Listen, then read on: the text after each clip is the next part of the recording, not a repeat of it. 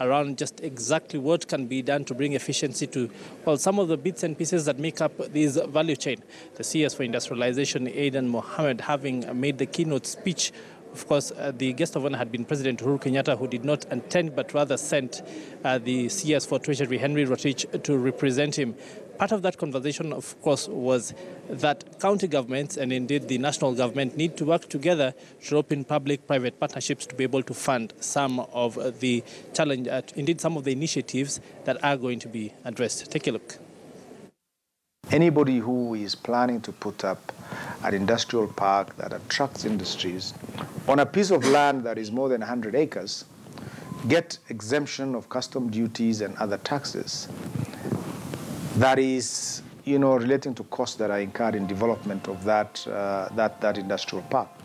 But on a more macro level and a much broader area, we are looking at developing a special economic zone in Mombasa, in a place called Dongokundu, which is next to the port of Mombasa.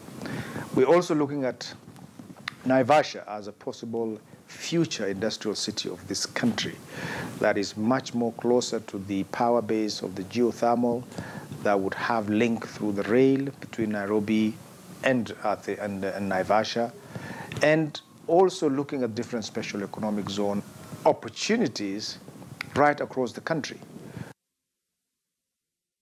Well, the Kenya Trade Week, National Trade Week, is indeed underway here at the KICC. And as you can see all around me, exhibitors here who have come down in order to be able to explain to wananchi business people, SMEs, on what exactly it is they do in the economic value chain. Of course, various departments from the Ministry of Trade, Industrialization, Investment, and many others who are here today to be able to add value to that conversation. As usual, again, just to remind you, we are coming at you from the internet. We are interactive. We're asking you to talk to us, indeed give us your perspective on what is going on here today. The hashtag is Business Today. You can reach out to me directly on @PeterWakaba or use the Twitter handle @KTN News. Do give us your perspective. We will sample that conversation as the show does go on.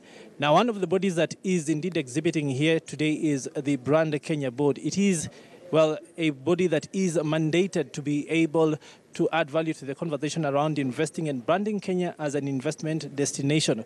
What is the perspective from that? To give us insight into just what that body does, what their role here today has been, is the CEO. She is Mary Luseka. Karibu sana. Thank you very much, Peter. Now, the Brand Kenya Board has been known for, well, among other things, back in the day, being able to try and create a real Kenyan identity. Not many people really associate you with trade. What exactly is your role here today? Very good. Our responsibility as a Brand Kenya Board is to make sure that the country is branded in its entirety. So from trade, to tourism, to exports, to investments, everything, you name it, under the sun, including sports and culture, we are responsible for branding that because they are part and parcel of Kenya. So today we are here because the Kenya Trade Week is one of the biggest events that now is joining the Kenya's calendar of events throughout the year. And we, as a state corporation, are under the Ministry of Industry, Trade and Cooperatives. So we were working together with our State Department of Trade to make sure this event is a success so that Kenyans are aware about its unveiling and also how they stand to benefit from this event moving forward in relation to the trade agenda for Kenya. Yeah. What sort of role would the National Trade Week be able to play in the Kenyan psyche, indeed in getting the imagination of the world and trying to build a harmonious Kenyan identity that we can then begin to sell as our brand? Doing business is something which, as Brand Kenya Board, we've spent a lot of energy trying to communicate to the outside world very much that we are improving our processes, our delivery, our efficiencies, and as such, we are now the third most improved country in the world on ease of doing business. But this year, the focus is local. We're asking ourselves, what about the domestic market? What about the mama mboga, the kiosk owner, the restaurant owner, the matatu owner? How do they feel about doing business here? So this Trade Week is about us looking at our systems in as far as trade is concerned, access to information, markets, infrastructure, and then even how partners can come together to collaborate so that now our domestic trade is vibrant. And then more importantly, the goods that then we produce can then reach the foreign markets. Yeah. Part of the challenge for trade in Kenya thus far has been, we like to call it lazy government, not lazy government, indeed lazy economy, where a lot of the stakeholders are not innovative enough to start to tackle the challenges of getting to, for example, the lower end of the market. Really huge numbers of consumers. There may be not that much money per capita, but if you look at things like M-Pesa and the way they've been able to really have huge impact, what should be the conversation going forward in being able to start to take access to goods and services to the lower end of the market? Definitely, when it comes to the lower end of the market, doing business is a combination of the act of the business itself, how you brand yourself, how then you're able to deliver that service to the consumer, So it's a whole value chain. And for businesses that are really, really at the bottom, and I can use a good example, there's an upsurge of borders, everywhere, Any Kenyan today, you hop onto a PPP if you want to avoid traffic and rush somewhere, or if you're living up country, it's almost your way of life. So when you really go to the grassroots level, beyond the kiosk, the M-Pesa shop that you see, like a restaurant where you eat your food, you will find that borders have become part of our trade, and they are facilitating trade, but they are also a business in themselves. You realize that these borders, if you analyze the value chain, of the border business, the whole combination of the actual service delivery, how quickly they get you to where you need to be, how they brand themselves, you will see little stickers on the borders. They've positioned themselves, in a unique manner, and then how they deliver service to you as the mwananchi when you hop onto that border. Really, when you look at all that value chain, is really trade. But at this session, we're looking at it much more from a macro level, but the impact goes all the way to the grassroots. Yeah.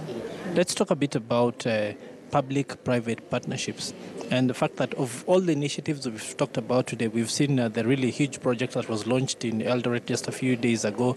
There are other things that we have been talking about here. For example, when we say that we've put in place the e-trade portal for Kenyans to be able, and business people to be able to get information about the entire value chain, what role do PPPs play in this entire conversation? The PPP Act that was put in place in the year 2012 has really revolutionized how business is being done in Kenya. This is not something new only to Kenya. It has been the way Morocco has been able to move itself into the first world very fast. It has been the way for South Africa and many other countries, Malaysia and so on. So for Kenya, when we eventually had the President assent to the PPP Act, it was a fantastic opportunity, because now things which now could not be able to move faster, because government is not as efficient as private sector, So this collaboration where government partners with the private sector, so that then the public good, which then government is intended to deliver, is delivered much faster. For example, if it comes to roads construction, you can partner with a private sector body that has the funding, so that then a road is able to be moved much faster. You remember there was an annuity program that was unveiled for about 10,000 kilometers of roads, which is really a PPP. And there are many, many other projects like now the one you're talking about in Eldoret, EPZ, the biggest ever on the African continent. So that's how we can be able to transform our economy very quickly without having to go through the inefficiencies of the public sector. So that collaboration is extremely important. Yeah. When it comes to branding, and then we have one Kenyan identity, 47 different counties, how do we get them to start talking the same language, speaking the same conversation when it comes to marketing and indeed selling their products out there to the rest of the world? Yeah. Thank you, Peter. That has been an interesting question because, in the past, about 4 years, county governments have been in the formative stages, It was the first experience. They were setting up systems and all that. So even for branding, we have been going through a process with the county governments where we are defining their identity, we undertook a research called the County Competitiveness Index. In this index, we asked ourselves, at the end of the day, when we want to market Kenya, we want to market it as a whole to the outside world. And we want Kenya to be seen as a competitive brand. But this competitiveness, now that we have counties in place, how do we make sure that each and every county is competitive so that when now the whole sum, is now presented as Kenya, we are seen to be competitive.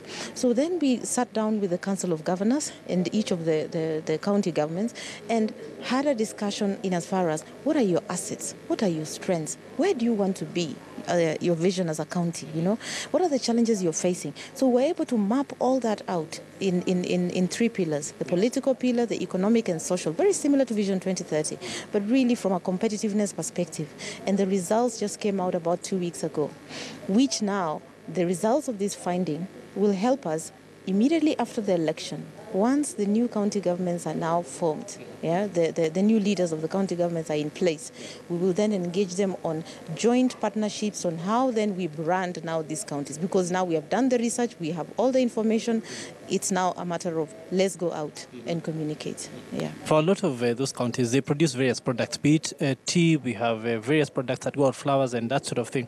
And you start to realize that for a lot of Kenyans, the value addition, such as simple packaging, branding goods themselves to be able to own that value out there is not present. What exactly are we doing to be able to start to grow this and start to become proprietary with some of what we export as raw products? Absolutely, Peter, because the success of branding, especially for our goods and services, is when we begin to see finished products leaving Kenya and they're going out as brands. And that's how people begin to recognize that Kenya is superior when it comes to anything that has been made there. So in order to make that possible, the only way is to make sure we undertake value addition here, so that we don't sell our tea in gunias going out through the port, or our coffee and so on and so forth. So the only way to achieve that, because our farmers are really small-scale farmers, what we are doing is we've partnered with Export Promotion Council, and then also with AFA. AFA is Agricultural Food Authority, but in particular the Tea and the Coffee Directorate, the two of them, so that then we set up little cottage industries. And this is again a PPP, a public-private partnership. We set up little cottage industries where tea can be quickly packed, because the factories are there, but we only have loose tea. So the packaging can be undertaken so that then they go out as brands. But it could be small things as peanut butter and so on and so forth. And I really love the fact that now the refocus in as far as trade and industry is concerned at the county level is in the cottage industry. That's the way to go. Yeah. A large part of our GDP is tourism, large foreign exchange, Anna. We've traditionally been a bush and beach sort of country, and we've started to see a bit of diversification. What do we need to do in terms of branding in order to start to own these spaces? Because we have so much in terms of heritage, we have so much in terms of culture, we have so much in terms of historical sites and that sort of thing. Where do we need to go from here? Where we need to go, in as far as diversification is concerned, I really want to pick this from the Constitution. The Constitution in the 5th schedule devolved product development for tourism to the county governments. So the future, in as far as redefining our tourism brand and being seen as a brand that offers diversity, and then also modernity and world-class standards in service, then it means the solution is in the counties. Throughout this mapping process that I mentioned, where we were working with county governments to figure out how we can be able to brand them, we discovered unique strengths for each county. I'll give an example. Nyeri, that Mount Kenya region, especially the Nyeri County, you realize it is extremely rich in the heritage of this country. Wangari Maathai, Baden Powell came from there, and there's so many other leaders. The colonial history of Kenya traced all the way there. So you can imagine such a county positioning itself as the home of Kenya's heritage, then it becomes extremely strong. And then you go to the Rift Valley, you find counties that are extremely strong in sports, others that are really strong in adventure. So each county is unique, and as we begin to brand and package these counties in their unique selves, together as a whole, Kenya will be seen as a totally redefined destination. Yeah, let's start finally talk about the far reaches of this country. We have places like Northeastern, Turkana, places which usually have been off the beaten track. We're seeing projects such as LAPSET. We're seeing other basically things and initiatives that are coming up to be able to open up these parts of the country. What are the initiatives that we can actually undertake to enable them start to take advantage of branding, so that when they are putting themselves out to the world and to other Kenyans at large, they're able to engage on a modern perspective? Indeed, Peter. Even as these infrastructure projects were going on, the LAPSET, we know that the Isiolo Airport was already complete. It has opened up that area. Wajir Airport is operational. And you find that the road now from Isiolo, going all the way to Archer's Post, all the way to Mandera, now has been done. I'm telling you, that region has been opened up completely. In fact, the people of that area, if they tell you the stories of how now they can access goods and services which we take for granted here in Nairobi, because the road is so much better. They now use matatus not lorries to come from their region to Nairobi, and now vice versa. So how that impacts on tourism is such that you'll find tour operators who would originally just reach Isiolo and do Nanyuki circuit and come back, now are able to go to Wamba area, they're able to proceed to Maralal. Now we have events such as the Camel Derby that is drawing traffic there. Then you go, there's the Turkana Cultural Festival, some people call it the Loyangalani Festival, so now traffic is heading in that region.